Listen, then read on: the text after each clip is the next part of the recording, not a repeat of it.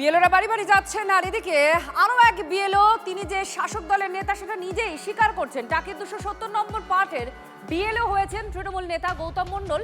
নিজের মুখে তার স্বীকারোক্তি যে তিনি তৃণমূল কংগ্রেসের নেতা, এই দল করেন। কিভাবে তাহলে একটি রাজনৈতিক দলের সক্রিয় কর্মী বিএলও হতে পারেন, এই প্রশ্ন নিয়ে এবার সরব হয়েছে বিজেপি। নির্বাচন কমিশন থেকে যেভাবে ঠিক করে দিয়েছে সেই হিসেবে আমি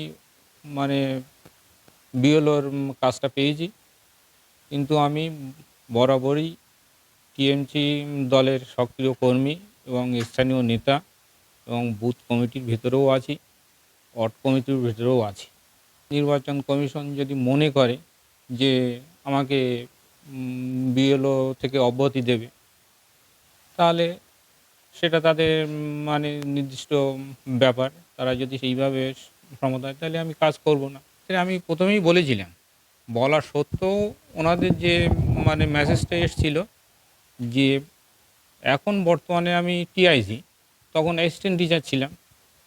অ্যাসিস্ট্যান্ট টিচার হিসাবে তখন সব স্কুলের সব টিচারদের এই ফর্মগুলো পূরণ করতে হয়। সেই হিসাবে আমাদের ঊর্ধ্বতন কর্তৃপক্ষের নিয়ম মেনে আমরা ফর্মটা পূরণ করেছি।